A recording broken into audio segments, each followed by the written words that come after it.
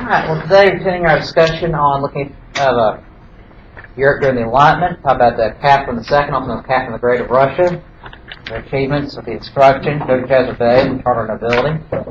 The Colonial Wars, King William's War, the War of the Spanish Succession, also known as Queen Anne's War, the War of Austrian Succession, King George's War, the 7 Years' War, which is also called the United States, the French and Indian War, Treaty of Paris, 1763, and look at the growing trade between the New World and the Old World, the triangular trades, and the Columbian Exchange. Any questions about any of this? Yeah, more than what they Well, it's the next hour talking about that. Okay. Let's go to merry old Russia.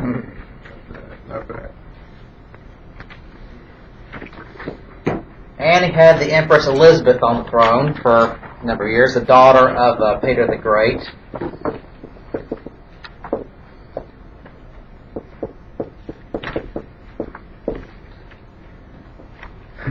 A lot of palace intrigue going on. It says she never married, she never had children. But a lot of people trying to push their way in positions of influence, even to the throne itself. But Elizabeth was quite adept politically. She knew how to avoid the political landmine, especially of Russian politics, and how to avoid coups, potential coups, and threats to her power or influence. Now, in Russia, like in some other countries, it is an absolute monarchy. By tradition, it's supposed to be hereditary, but just it did not work out that way because Elizabeth didn't have any kids, and Peter the Great didn't have any sons. But also the issue that while power is absolute, her word is law, there were certain political realities she had to face. That is, particularly the nobles, the boyars. Peter the Great knew how to keep them in check. Ivan the Terrible knew how to keep them in check, but recognized there were certain things they simply couldn't do, certain limitations. Because the boyars had a lot of money, they practiced serfdom, they had a lot of manpower at their disposal, and so they had the means to resist the rule of the Tsar, or even overthrow the Tsar, all sorts of things. So Elizabeth could push for something, all the Tsars could push for something, but are the boyars going to fall in line and let it happen? Sometimes yes, sometimes no. If they convince it's in their own best interest, yes. But if they're not, they're going to resist it however means they can, just by delaying implementation, waiting it out, waiting for a new Tsar to overturn it or something like that. So you have all these reform-minded Tsars coming into power, wanting to do all these great things like Peter the Great did, but recognizing limitations and then not able to accomplish a lot. So you have these reformist Tsars coming in, then you have these very reactionary ones coming after that. So you have this whole system, especially into the late 18th and the early 19th century, of reform and repression, reform and repression. One step forward, 2 steps back with every other Tsar. Well, Elizabeth dies in 1762, natural causes. It's her nephew, Peter III, comes to power.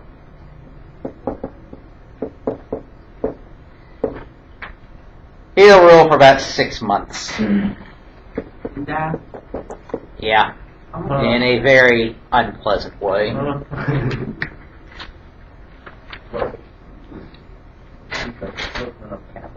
Yeah, that's Catherine's husband. Catherine was a German princess, very intelligent, very adept. Basically, she learned very quickly that Elizabeth, she married Peter long before Elizabeth died. It was one of these arranged royal marriages. But she realized that she wanted to get along in court. So she's a very intelligent woman, very outspoken woman, but she wanted to get along, and she followed herself after Elizabeth. Very, very close to her. She became something of, Elizabeth became something of mentor to her. Peter is, well, an idiot. Right. Like I said, just really not interested in the affairs of Russia. He's not very much interested in the system.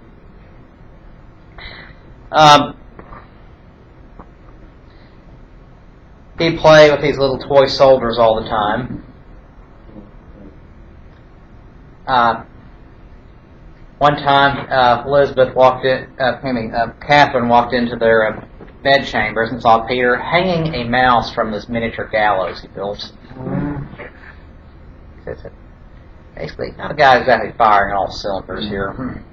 He was hanging a mouse. Yeah.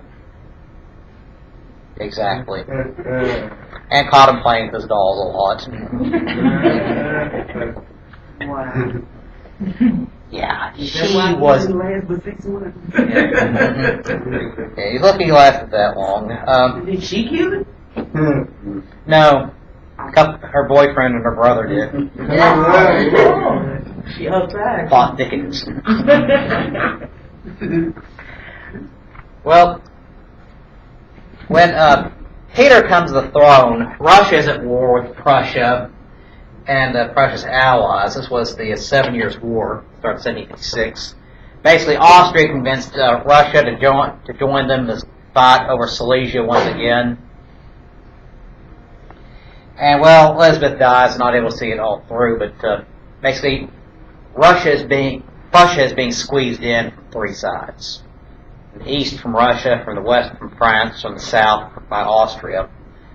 And I say Frederick the Great's about to be defeated. But of course, Peter is no military strategist, leader, or anything of that sort. His little toy soldiers notwithstanding. But he's making these very oddball, ridiculous statements in public. And Catherine does something that's unprecedented. Peter says something, and Catherine she'll interrupt him in public and correct him.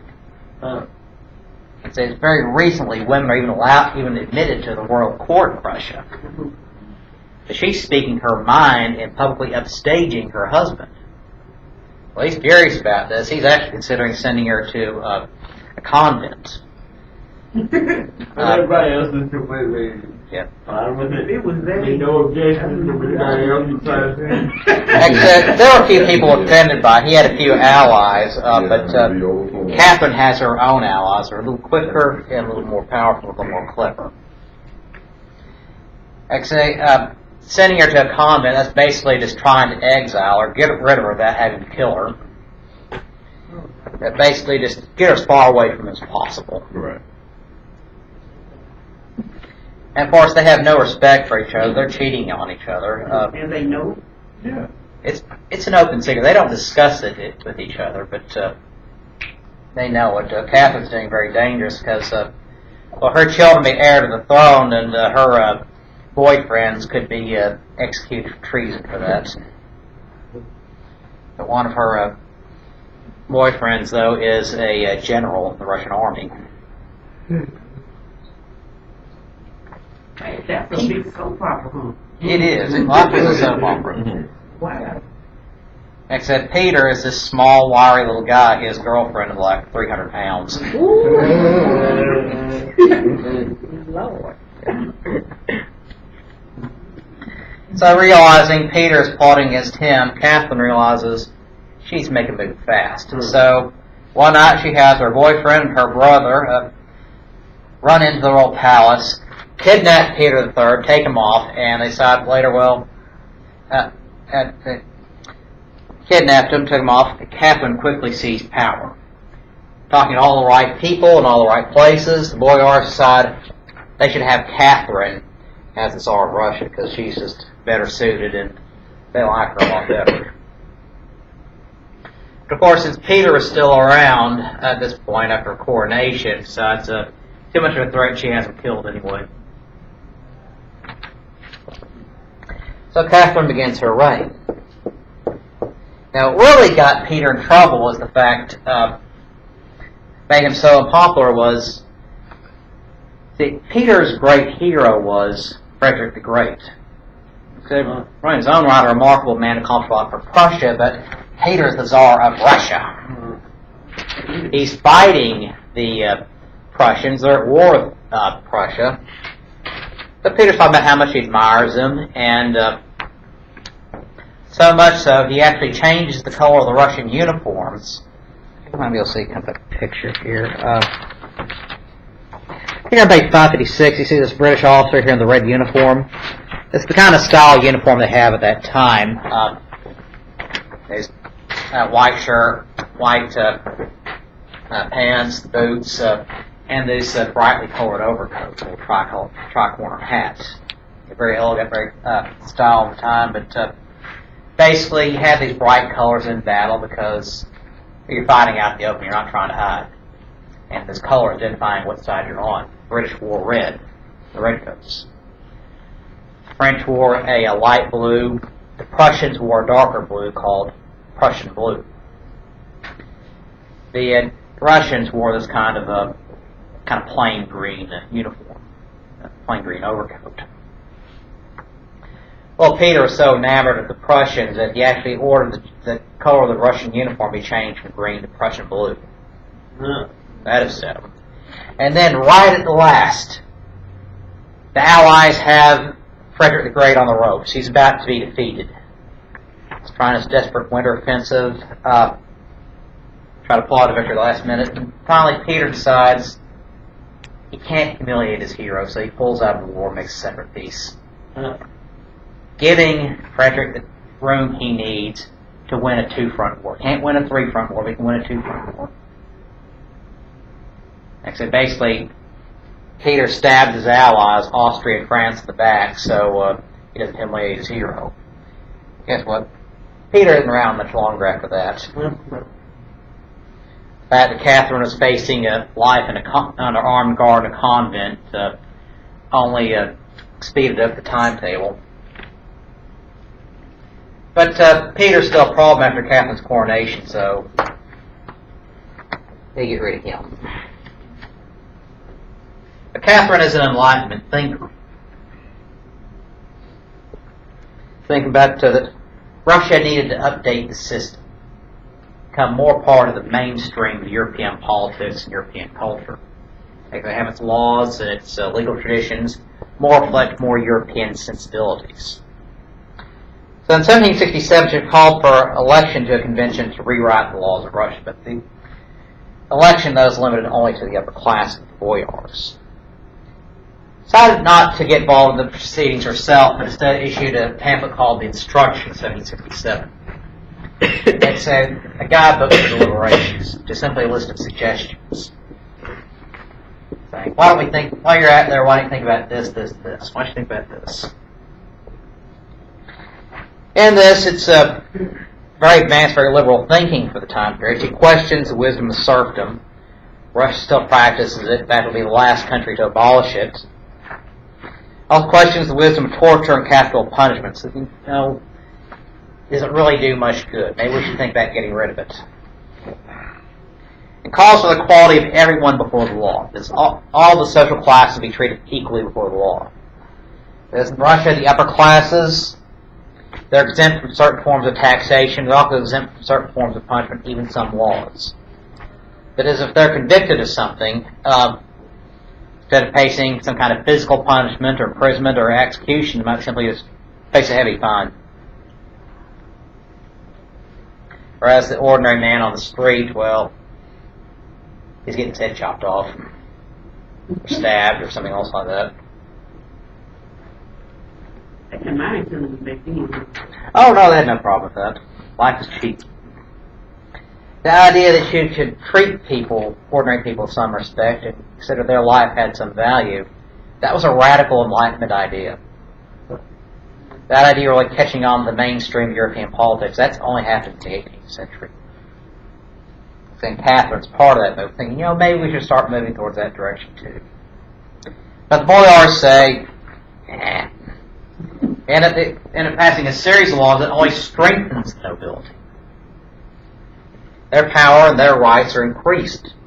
while very little happens for the common man.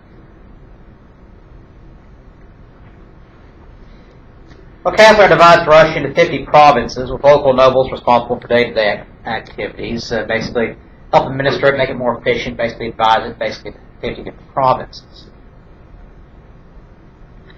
But she faces problems. Uprising and so forth, particularly at Pugachev's rebellion. Start with this man, an illiterate peasant named Emelian Pugachev.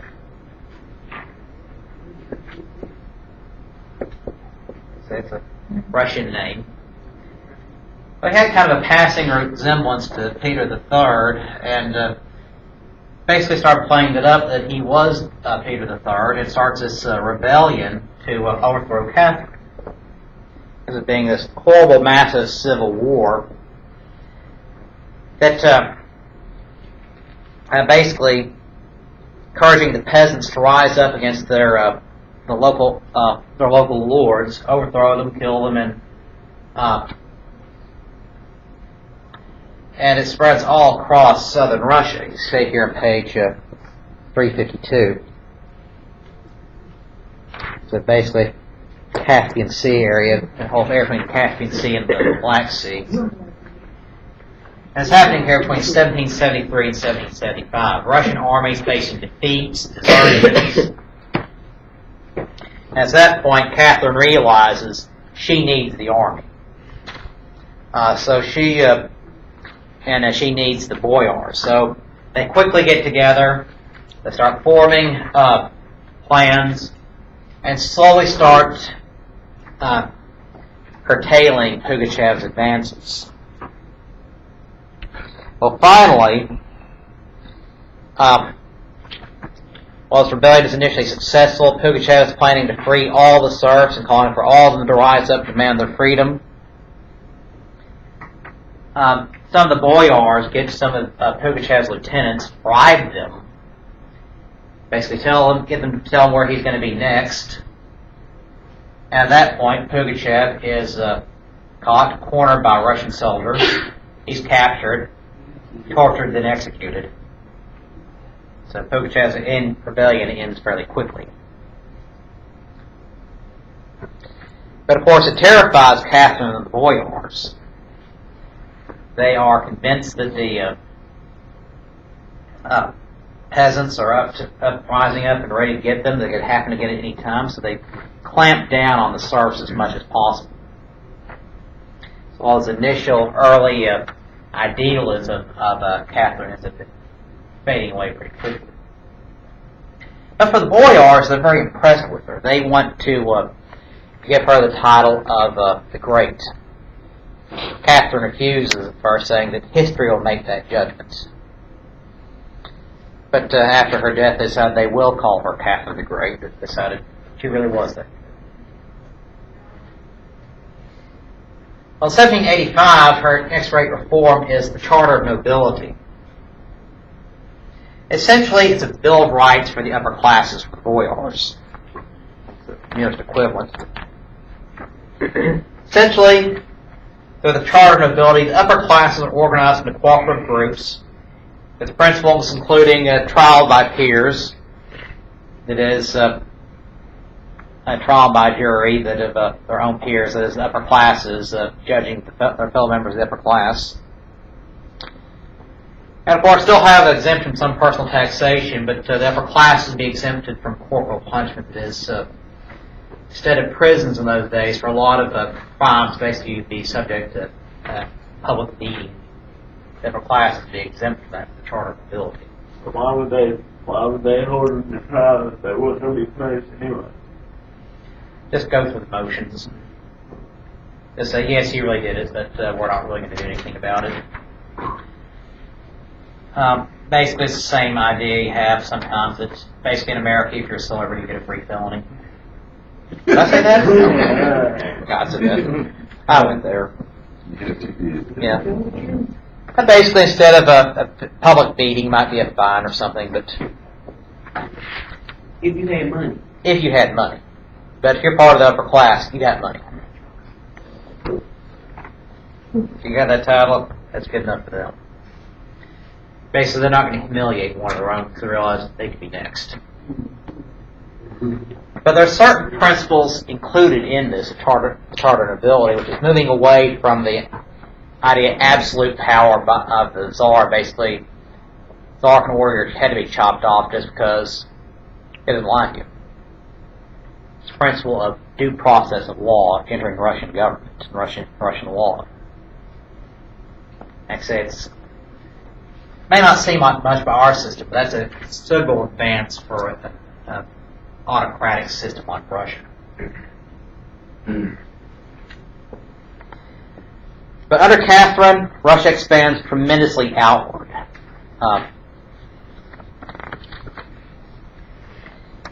She has good generals, knows where to put them in place, give them supplies they need, dates several of them.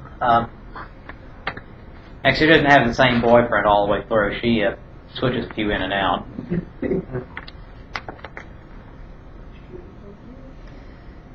Like I say, but like Elizabeth, Catherine is not ever going to get married again. She has a son. She does. We'll get to that story in a minute. It's a touching tale.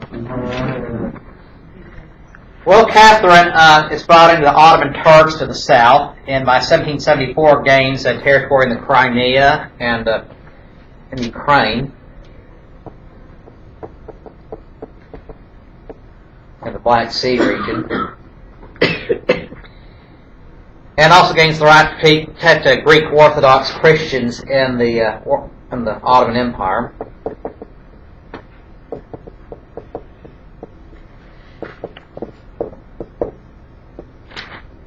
Russia, they're Orthodox Christians. But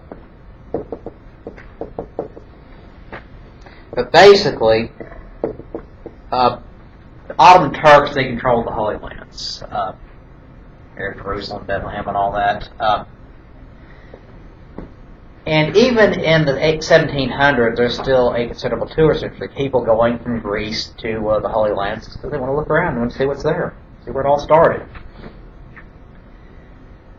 Well, even though this is a sovereign, independent country, the Ottoman Empire, Russia is saying in this treaty in 1774 that their army gets the right to protect people in another country, the Ottoman Empire, protecting Greek Orthodox Christians traveling in the Holy Lands.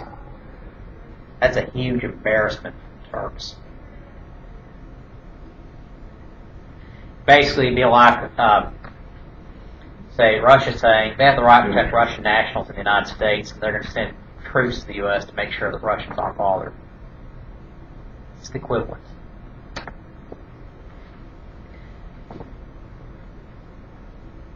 And of course, it wasn't just fighting to the south they're interested in. It's also fighting to the west, particularly the Kingdom of Poland and Lithuania.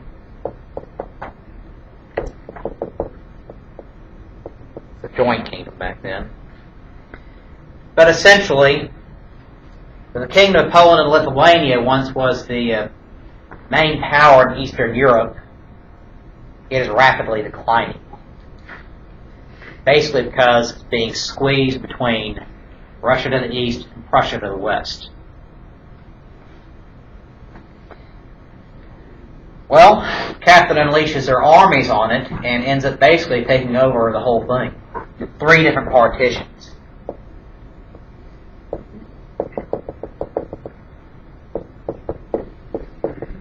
Three partitions were in 1772, 1793, 1795. It's here on page 553. Now, to show her goodwill towards her neighbors, particularly Prussia and Austria, she did split some of the Polish territory with them, some of these partitions. Say, so we're not after you, we're just after Poland. Of course, Prussia and Austria thought it was a good idea, so they took little slices. But essentially, these 3 partitions, by 1795, Poland is basically under Russian control and occupation, and will remain part of Russia until the end of World War I. Russia ended up taking 50% of Poland. It all of Lithuania.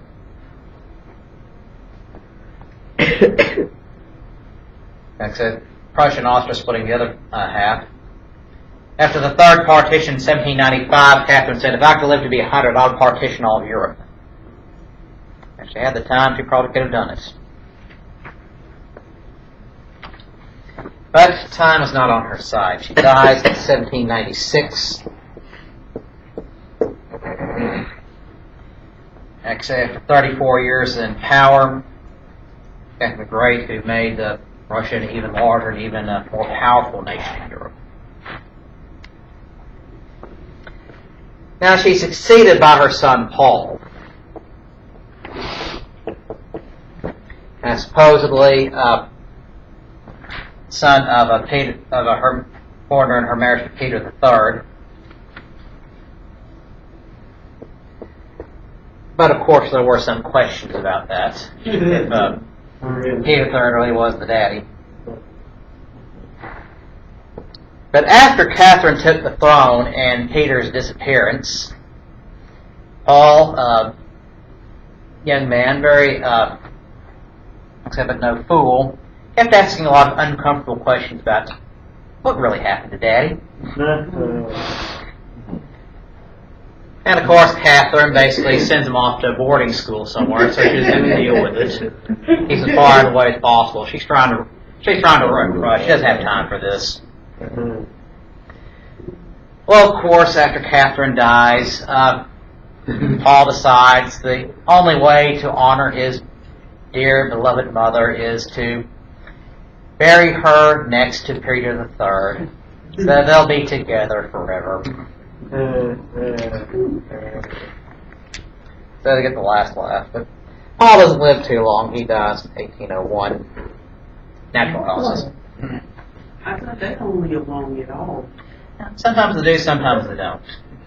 So, except, How old was he when he came into the club? Yeah. I'd say, I think he's probably close to 40 by this point. I'm not exactly sure how old he was. How painful was it? So where did he stay after he got out of jail?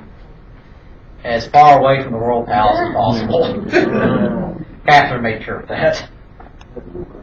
Sending him here, hither and yon.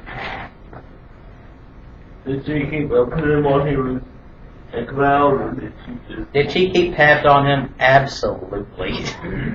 Want to make sure just what he's up to, who he's talking to, and just what he's plotting. She probably would have killed him. Probably would have, but it just wouldn't have looked good. But she could handle him. Okay, soap operas, they got nothing on the Romanovs.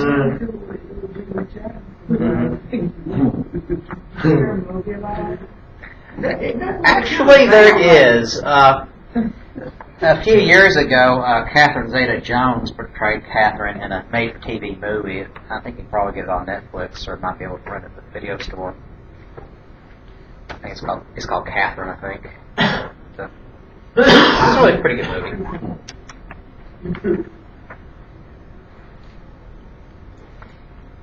Did she have another name? She might have, but I don't know. We'll just, for our purposes here, just Catherine. Call her Kathy.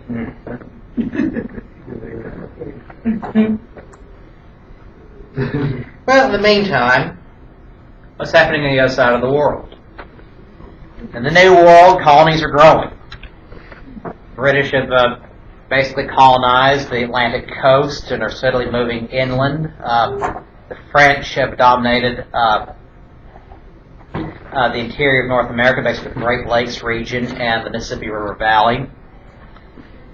The Portuguese taking up Brazil, and Spain basically taking in the rest from Argentina to Texas and California.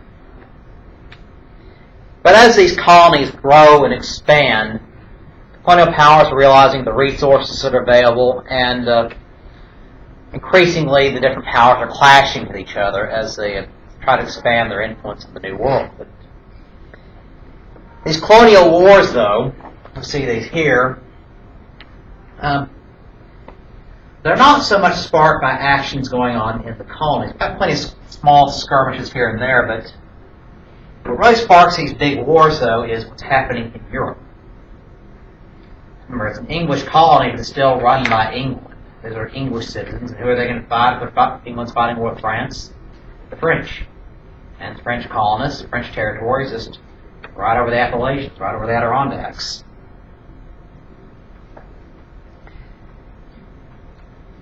Now, Frederick the Great once said, "The fundamental rule of government is the principle of extending their territories." The fundamental rule of government is the principle of extending their territories. Frederick the Great believed in expanding his real estate holdings by force of an army. And of course, that's kind of the idea behind colonization, which is, the very idea behind a colony is you want to make money. How do you do that? Expand the number of resources you control, particularly the land you control. Land in the 18th century is wealth. And the European powers are going to try to seize as much land as possible. And it's not just Europe, it's happening all over the world wherever they can do it. So the Ottoman Turks, based in Asia, they're trying to expand their territory as much as possible. The Mongols, based in Far East Asia, they tried to expand their territory as much as possible, but they were falling back rapidly, among many other groups. Well, the first of the major wars is going to be King William's War, because, well, that's the King of England at this point. War was fought from 1689 to 1697. It's Britain allied with Holland fighting France. Now, England and France, they never really liked each other very much. Different religions, different languages, a lot of competing ambitions. Naturally, they're always fighting each other. They fought each other off and on from the 11th century into the 19th century. Of course, King William's War is just one stop along the way. Essentially, you have a series of battles along the northern frontier of North America. The French, since they're mostly interested in trade, they have a lot of allies with the different tribes of the region, so they basically entice the Native American tribes to attack English colonial settlements. And so the French don't have to basically put in too much military effort into these wars because they're getting someone else to do all the fighting for them.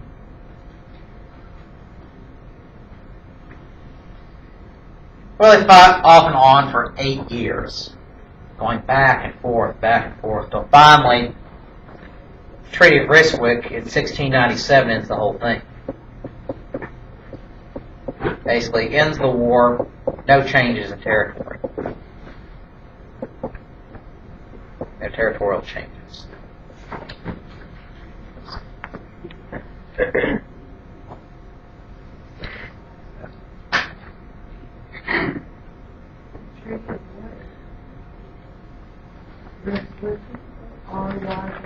Yeah, RYSWIC.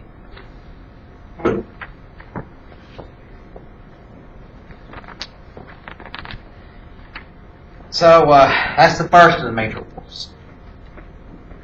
Next one is going to be what the English called Queen Anne's War, because she was the queen at the time, but it's more commonly called the War of the Spanish Succession. Remember, Charles the Bewitched of Spain. They're completely unable to bear children, a lot of mental and physical problems because of severe inbreeding. Essentially didn't even know what country he was in. Severe inbreeding, you mean? Yeah. His family treated for his genome basically be like the same if a brother married a sister. Oh, okay. Because so many of the first cousins kept marrying so closely. Okay. Basically, his parents were first cousins. Yeah. Yeah, the family kept all the money, but apparently they needed that money for all sorts of things. But essentially, there are two claimants fighting for the throne of Spain. Civil war between the Habsburgs and the House of Bourbon. And of course, you got different powers in Europe lining up one side or another because I think which side's going to be better for their interests. And of course, alliance systems change on a dime at this point. Allies one war, enemies of the next. They're fighting. These alliances or marriages of convenience, just for that war. And for the British, except in these other powers, they're using this not for their just for future advantage, but also to settle a few old scores from previous wars as well. So, War of the Spanish Succession, you have got Britain, is allied with Austria and Holland. And they're all fighting France and Spain.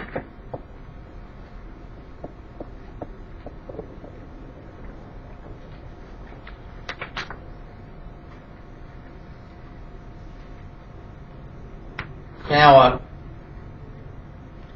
this spills over to North America like a lot of these wars do.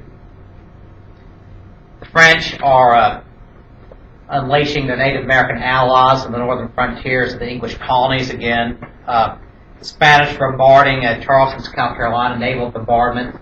Remember, Spain controls Florida at this point, so maybe stepping off point for their navy. Fighting on the frontier. The British attack Florida in response. A lot of fighting in the Caribbean between these powers. The one thing that's keeping Britain going, making such a successful and powerful nation, is the fact that it has a large, powerful navy and it knows how to use it. So Britain is able to basically build a worldwide empire because of its navy. In fact, by the 19th century, they'll say that the sun never sets on the British Empire because any time during the day was daytime for one British possession. It's only daytime somewhere in the British Empire. Well, this fighting goes on for 12 years. Sometimes more intense than others, but it ends at the Treaty of Utrecht, a city in Holland.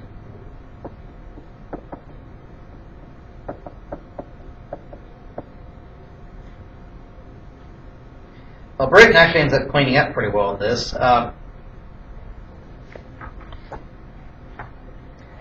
Newfoundland and Nova Scotia, which had been French, to the UK, and where the previous two wars, the French are fighting to claim the Hudson Bay area, which the French wanted because a lot of trapping, a lot of potential customers in that area, so valuable resources, but they could never quite gain control of the Hudson Bay area. So France abandons any claims to Hudson Bay region. Of course, in those days, that was a big part of the colonial economy in lower Canada, which was the Hudson Bay area, but not so much anymore, but forgets its clear rights to it. Well, the war goes on, a lot goes on for a few years, little skirmishes, but then comes the War of the Austrian Succession. Starts off succession dispute, problems, confusion in Austria because the emperor has died, he doesn't have a son, the daughter's trying to claim the throne, a couple male cousins trying to seize the throne, but ends up going to Maria Theresa. But of course, it's an opportunity to settle a few old scores, gain allies for the future, and so it comes into a continent-wide war. Austria seized Silesia. So the focus of most of the fighting here is essentially going to be Austria against Prussia. After Prussia seizes Silesia. This war is basically Britain allied with Austria, and they are fighting France, Prussia, and Spain. Now, of course, Britain gets into something France is going to follow, the other way around. Spain and France, they're closely allied because they had the French and Spanish throne by that point, both same ruling house, same ruling family, the Bourbons. But Britain and Spain end up fighting basically because the shipping dispute. You see, the way the economy works at this point is something called mercantilism.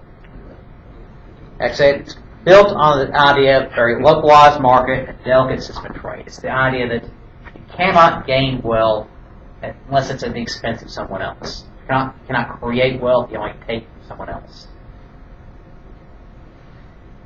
That is the idea, say, suppose I want to borrow your phone here, buy your phone for $1. Mercantilists will say, okay, I bought, you have one phone, $1 before the transaction.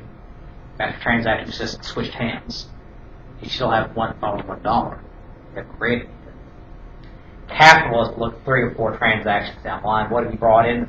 Because of this dollar, what have you, now what are you going to do with that dollar? Buy more phones and sell for a higher price? Or I use this phone for whatever else? Look at all the other transactions built into it.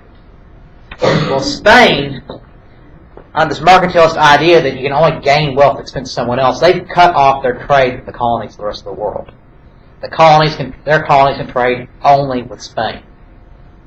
Of course, you've got all these colonies right there in the Caribbean Ocean, begging for all sorts of products, and of course, people wanting to fill in that built-up demand. So you have a few English traders going in and illegally trading with the Spanish. Which, of course, gets us this name of this war, the War of Jenkins' Ear. It's the English name for the war, Belgian succession. Actual name of an actual war. So what happens is, this man named Jenkins, he's trading illegally with the Spanish. Drops off some products, makes a nice little bit of cash on one expedition. He's sailing off. The Spanish warship chases him down, flags him down. They board him and accuse him of piracy. That is, he's illegally trading with the Spanish.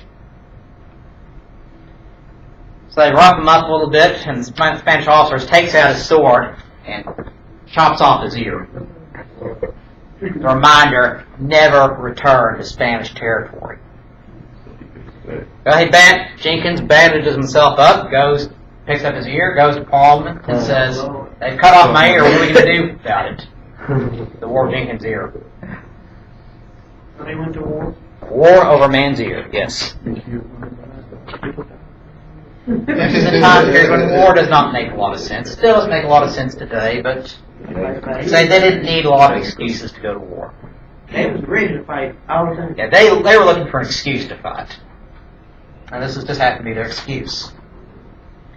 Well, in the Americas, it does not a lot. It's a lot of naval fighting between the British and the Spanish and the Caribbean, the Gulf of Mexico. Like say, naval bombardment in Georgia. But most of the action, though, is what's happening between Austria and Prussia. Prussia occupies Silesia, the Habsburg Netherlands. The French took a colony in India. And things kind of settled down there at that point. The fighting between Austria and Prussia settles down, so the war just kind of calms down. But it flares up again between a whole new war called King George's War the next year. Firing up for round 2. And again, it's Britain and Austria allied together, fighting France and Prussia. Spain's kind of dropped out at this point. Again, they settled the problem with Jenkins' ear. This man chopped his ear off, but a lot of people have lost their lives in the process.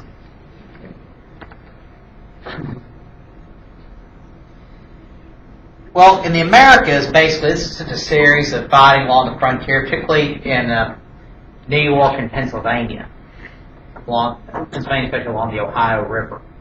The French are pushing south from the Great Lakes region. The British are pushing west from the Atlantic coast.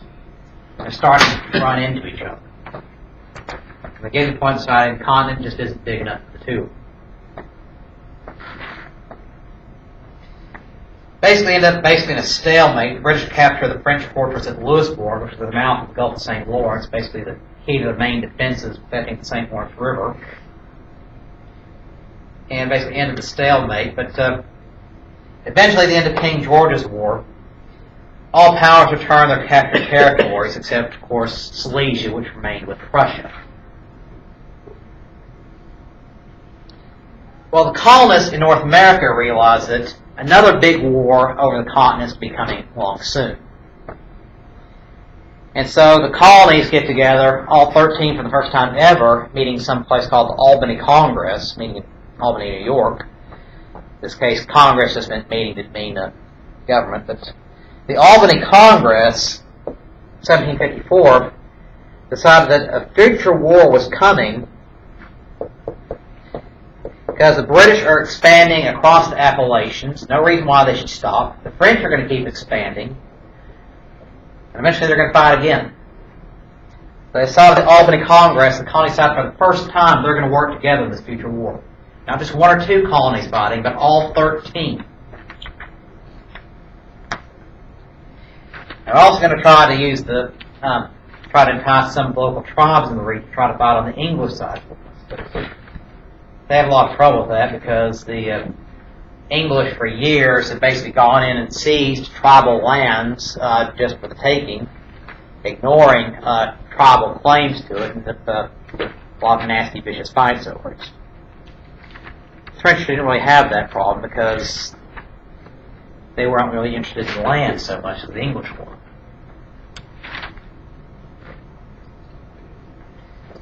So by 1756, the war starts.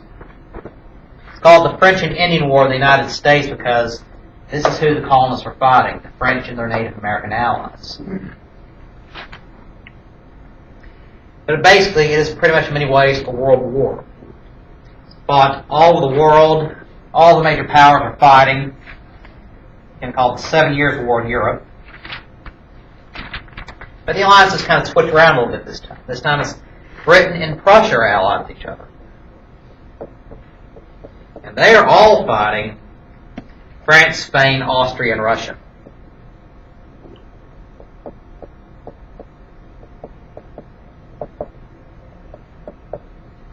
Basically, Austria's hoping this grand alliance, they'll be able to take out Silesia and Peter the Great once and for all. So we got this guy on the scene here. But it's a difficult war for the English. Basically, they're having to fight a war all over the world. Falling back on all fronts, the colonists have to basically fight on their own the first few years of the war, and they're losing. Like I say, forts in western Pennsylvania and upstate New York are falling to the French. They're making huge advances everywhere.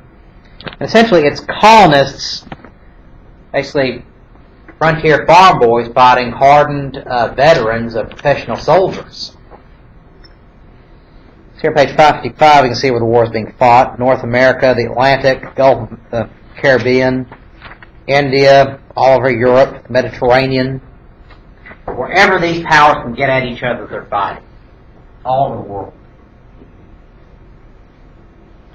How long did it take for the common people to realize who was their king and who had taken over their I mean, like, you know, how easy was it for the common people to know what was going on? Like I said, news is a lot easier to follow this time, because, but it took about 2 weeks for the English to get English colonists to get news from England. But they knew who their king. The government officials make sure everybody knew who their king was. They were serving their king. They just had to fight this war. Yeah. There weren't any room for volunteers or anything like that. Like I said, they were accepting volunteers, but when they ran out of volunteers, they basically went to the call to impressment. So basically, soldiers would grab somebody at gunpoint saying, "Congratulations, you joined His Majesty's Army." So they would take pretty much anybody. Pretty much anybody. Like I say, if you could walk, they take you. Yeah. It's one thing when they fought over a land and seized it, but it's like, for example, Peter was only in, he said, 3 months So, like, as soon as they found out that they had a new king named Peter III, he was like, they had. Yeah, they had to recognize that really quickly. That's okay. We've got a new czar now. We're fighting for him. Okay. It's like a little getting used to, but you got used to it and you went on. You fought for king and country. And so you fought for honor. This is a time when they really do believe the idea of death before dishonor. They literally would rather die than have something bad being thought about them. Except for them, fame meant people thinking highly of them, people thinking of them in a heroic way, not just a lot of people knowing their name. Different in like the military today though, because you have to have certain qualifications. Except that, yeah, Process. very different modern professional army. We've got to say the U.S. is very selective about who it takes. You have to be at least the high school graduate. You have to have certain physical qualifications that you need. You have to be willing to basically do whatever they say. This time, basically, you just do whatever they say. But we have a much more technical, complicated army than we do at that time period. And if you told them you couldn't do what they say, they just charge you, or they just killed you themselves. Yeah, they don't do what they say, they'll throw you in jail, they'll shoot you. Except these people are impressed in the army, forced into service, basically kidnapped into it. Why don't they just run off? Something called desertion. They'll hunt you down. They will hunt you down, and they will turn their guns on you. You will be hanged. That's still on the books of the U.S. military. You desert. That's a capital offense. They can hang you for that. Actually, the last person they executed for desertion was in World War II. That was a firing squad. Still a lot of controversy over that one. They put you in front of a fire squad. Yeah. Basically, they put you in front. Actually, it's different time periods. So they're able to catch up to you. There might be a hanging, but the firing squad basically, 6 guys come out.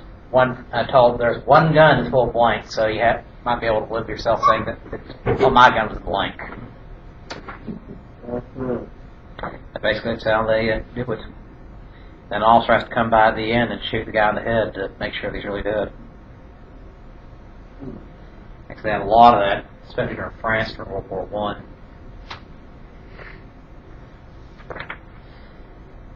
But French and Indian Wars were guys like George Washington get their start.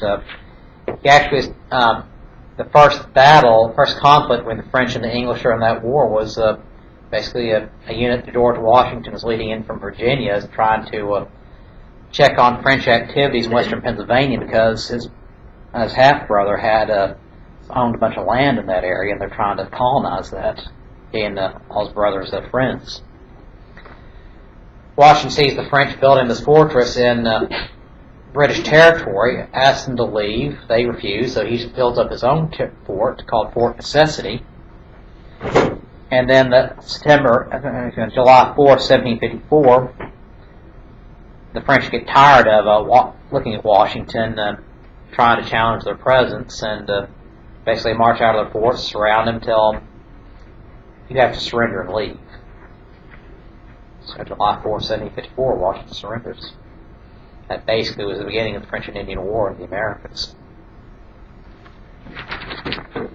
Sam Washington fights a lot of other battles during the French and Indian War, but eventually things start turning around for the British. The problem the French have is it's a large, overpopulated country. They're always running out of food for the people. 1757 was a bad harvest year for them, so they couldn't feed their army all of a sudden. Well, Prussia, in the meantime, is fending off Russia, Austria, France. They're worn down. When Peter III withdraws from the war, that's the lifeline for Frederick the Great, so they're able to turn the tables. Eventually, by 1763, the Peace of Hubertusburg, all occupied territories in Europe are returned, and Silesia is permanently made Prussian territory. Austrians basically give up on it after about 16, 20 years of fighting. British historians call the 7 Years' War, the French Indian War, the Great War for the Empire, especially this phase between Britain and France. Spotting in India and North America, France was initially successful at the fall of Fort William Henry in 1757.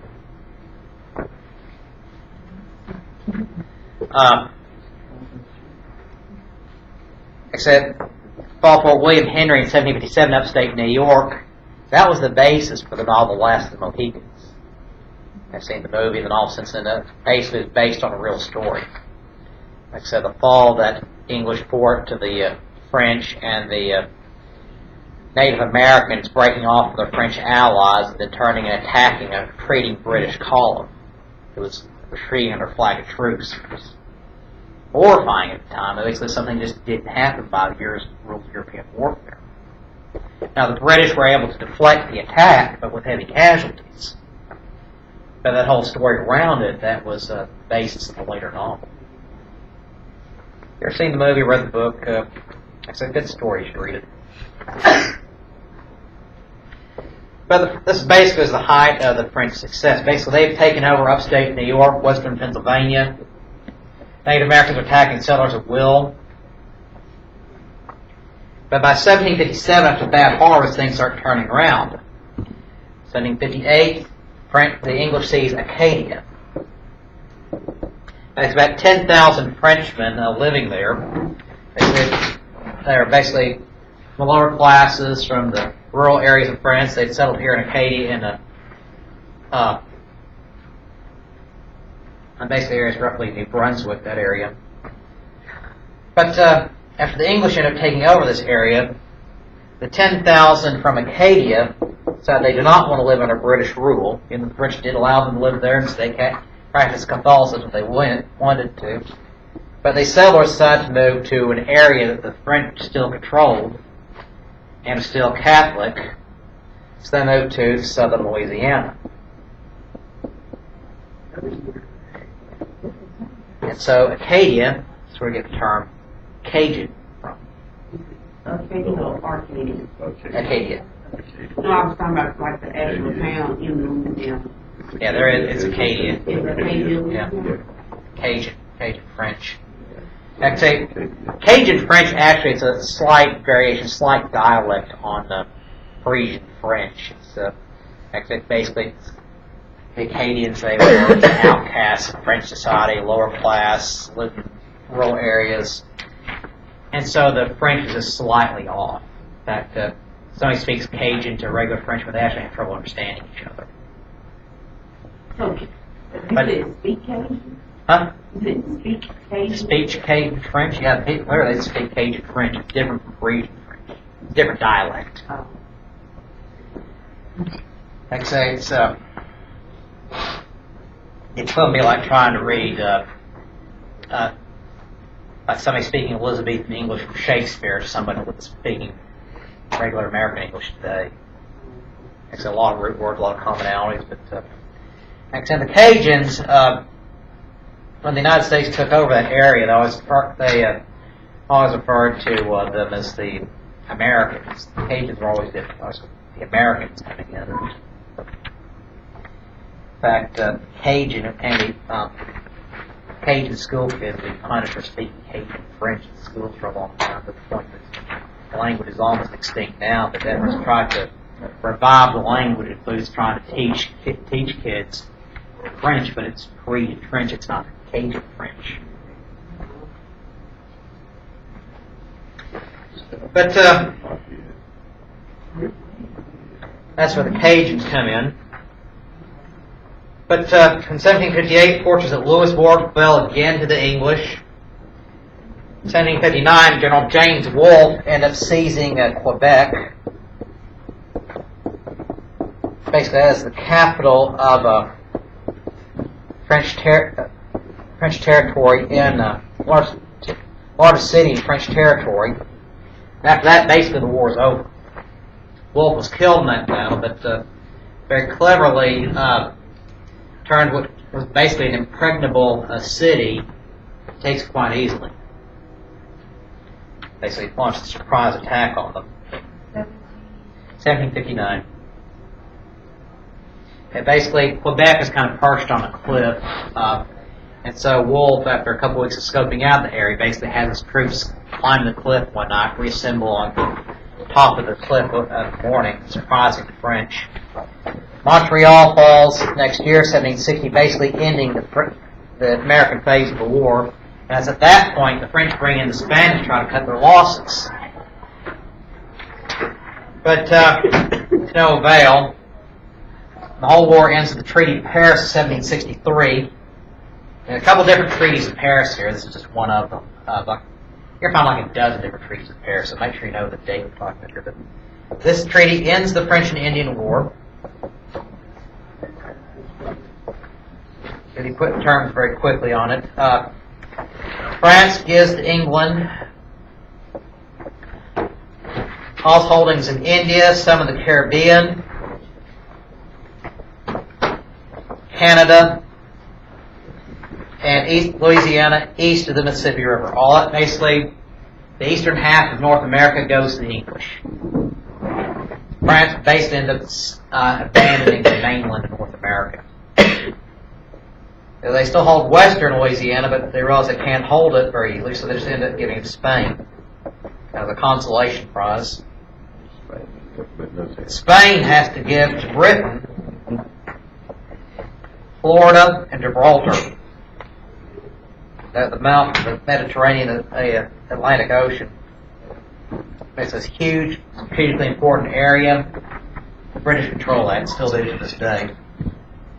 Florida will go in and out of British hands, but basically the eastern half of North America goes to Britain. Now, in Europe, it means basically Prussia has taken Silesia. It's accomplished fact. Austria is slowly becoming a weaker power compared to Prussia. But in the Americas, Britain now dominates North America. Spain is an afterthought. It's rapidly fading from prominence. So basically, Britain and Prussia are the rising powers of Europe. Now, Austria is still powerful. France is still very powerful, still a considerable threat to Britain. But basically, in the war of dominance of North America, England wins. Now, I'll talk about how this all fits into everything and more next time. Okay, if no questions, then we're reading chapter 18 and 19 for next time. We'll see you all later.